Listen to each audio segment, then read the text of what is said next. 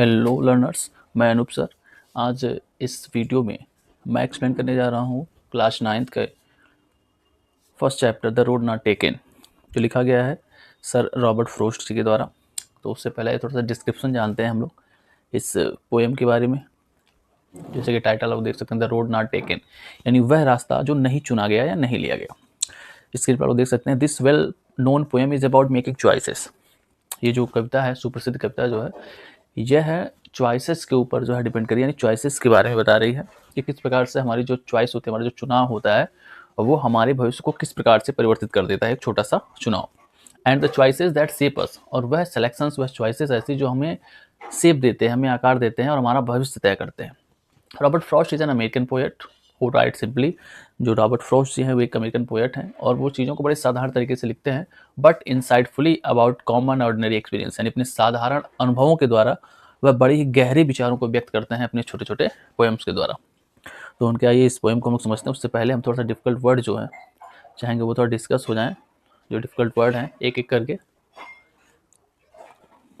जैसे आप देख रहे होंगे स्क्रीन पर आपको एक वर्ड दिखाई दे रहा है, डाइवर्ज्ड।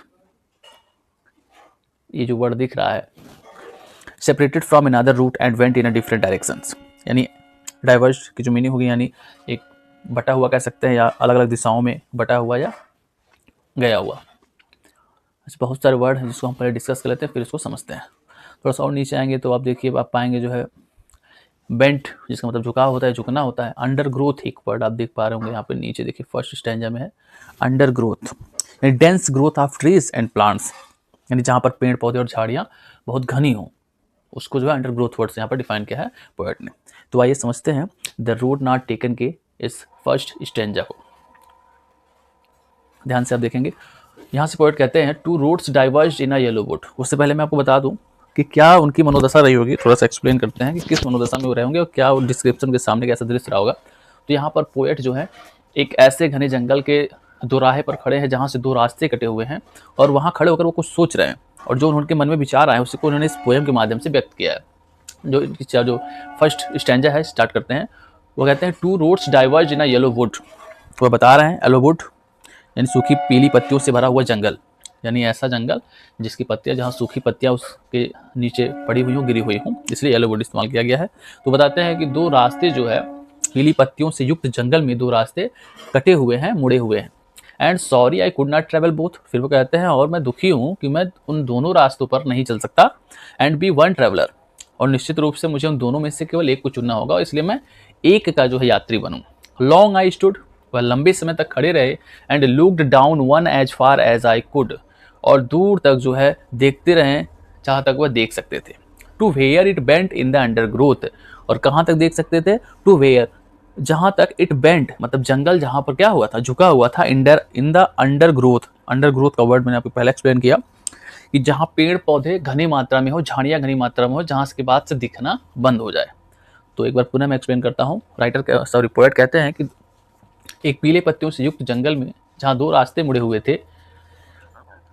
And sorry I could not travel both, और मैं दुखी हूँ कि मैं दोनों रास्तों पर नहीं चल सका। एंड बी वन ट्रेवलर, और एक का यात्री बना। लॉन्ग आई स्टूड, मैं लंबे समय तक खड़ा रहा। एंड लुक्ड डाउन, और देखा। And one as far as could, एक रास्ते को जहाँ तक देख सकता था। To where it bent in the undergrowth, और कहाँ तक देख पाया, जहाँ तक उसका जो है घनापन था। ये फर्स्ट स्टैंजा था। आइए अगले स्टैंजे की ओर बढ़ते हैं, और स्टैंजे में क्या है, दूसरे स्टैंजा में क्या दिया हुआ है, पोएट क्या कहना चाहते हैं उसको समझते हैं। उससे पहले इस दूसरे स्टैंजा में जो डिफिकल्ट वर्ड है मुझसे देख लेते हैं। ग्रासी एक वर्ड देखिए आप सामने देख पा रहे हैं, ग्रासी मतलब घास से युक्त। ग्रासी मीन्स होता है घास से युक्त। वांटेड वियर का मतलब जिस पर चला न गया हो, यानी जिसका प्रयोग अभी, जिस रास्ते का प्रयोग अधिक न किया गया हो। बगल में देख सकते हैं वांटेड वियर है। तो वर्ड वांटेड वियर यानी जो उस रास्ते को, जो रास्ता चाहता है उसको प्रयोग किया जाए, यानी जिसका प्रयोग न किया गया हो।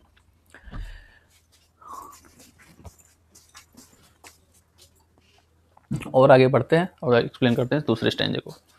Then took the other just as fair. फिर पोएट बता रहे हैं कि देन यानी तब, टूक द अदर यानी मैंने दूसरा रास्ता चुना, जस्ट एज फेयर मतलब उनको उचित लगा। इस क्यों उचित लगा उसका रीजन अगली लाइन में वो देंगे। उन्होंने कहा कि इसलिए मुझे उचित लगा, इसलिए मैंने दूसरा रास्ता चुना। क्यों? And having perhaps the better claim, बता रहे हैं कि संभवतः जो है मुझे वह श्रेष्ठतर विकल्प लगा। बेटर क्लेम को हिंदी में हम कह सकते हैं श्रेष्ठतर विकल्प, यानी अच्छा विकल्प लगा। क्यों लगा?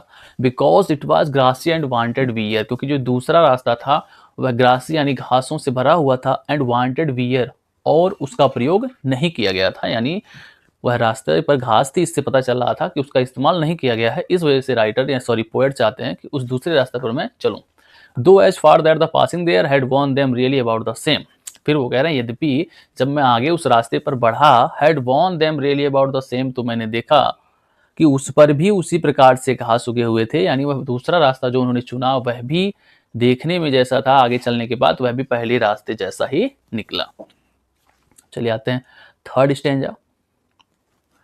डिफिकल्ट वर्ड इसमें भी देख लेते हैं। ट्रॉडन ब्लैक एक वर्ड इस्तेमाल किया गया है यहाँ पर।